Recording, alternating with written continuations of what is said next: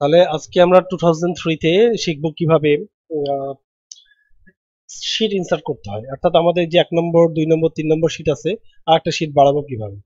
তো যার পাশে বাড়াবো তা সে শীটটা জাস্ট এইভাবে ওপেন করে রাখবো, তারপরে চলে যাবো আমরা ইনসার্টে যাওয়ার পরে ওয়ার্কশিটে ক্লিক করলে আমাদের আরেকটা বেরোবে। এখানে আমরা দেখতে পাচ্ছি যে 3 নম্বর শীটের পাশে 4 নম্বর চলে আসছে। এটা যদি আমরা এখন 14 নম্বর কমান্ড আছে বইয়ের মুভ আর কপি শীট, এটা যদি এই পিছনে 3-এর পিছনে নিয়ে যেতে চাই, তাহলে আমরা চলে যাব এই শীটটা ওপেন রেখে এডিট মুভ আর কপি শীট। এখানে বিফোর শীট কার সামনে নিয়ে যেতে হবে, before sheet 1, before sheet 2, before sheet 3, এবার যার সামনে নিয়ে যেতে চাই সেই শীটটা সিলেক্ট করতে হবে। এখানে লেখা আছে মুভ টু ইন্ট, আমরা সবার শেষে নিয়ে যেতে চাই, লেখা এখানে আমরা মুভ টু ইন্টে সিলেক্ট করে জাস্ট ওকে করলে এটা সবার শেষে চলে আসবে। তারপর হচ্ছে আমাদের মুভ টু ইন্টে করার পর আমাদের আছে ডিলিট শীট, অর্থাৎ শীট যদি ডিলিট করতে চাই কোনো, শীট 4টা এটা ডিলিট করতে চাচ্ছি আমরা, যে শীটটা ডিলিট করতে চাইবো সেটা জাস্ট এখানে ওপেন করে নিব। এডিটের পরে আমরা ডিলিট শীটে ক্লিক করব, ডিলিট শীটে ক্লিক করলে আমাদের শীটটা ডিলিট হয় না।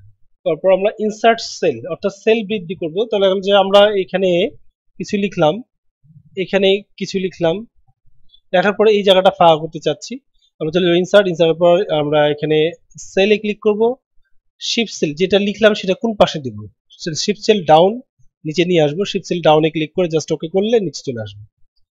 ফাঁকা যে সেলটা আছে এটা যদি ডিলিট করে দিতে চাই, অর্থাৎ আগের অবস্থায় নিয়ে চলে আসতে চাই, তাহলে ইডিটে যাবো, ইডিটে যাওয়ার পর ডিলিট, তারপরে এখানে শিফট সেল আপ, নিচের লেখাটা উপরে নিয়ে চলে আসবে আর উপরটা ডিলিট হয়ে যাবে।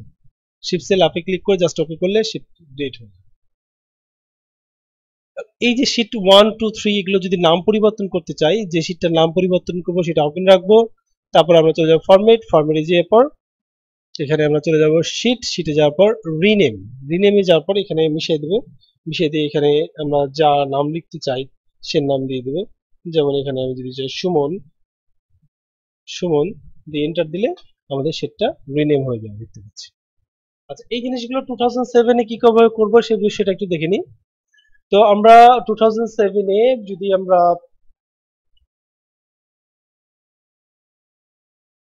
শীট ইনসার্ট করতে চাই, তাহলে আমাদের যেটা করতে হবে, শীট ইনসার্ট করার জন্য আমরা 2007 এ চলে যাব হোম থেকে ইনসার্ট এখানে ইনসার্টে ক্লিক করার পরে ইনসার্ট শীটে ক্লিক করব, দেন ওকে করে দিলে আমাদের শীট বেড়ে যাচ্ছে।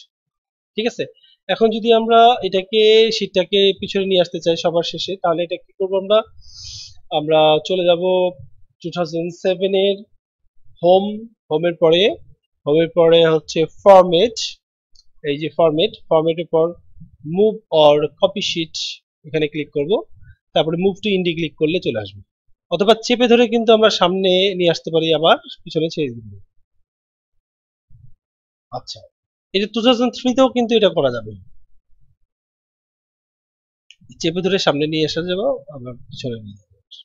ডিলিট শীট, অর্থাৎ এই শীটটাকে যদি ডিলিট করতে চাই, তো আমরা চলে যাব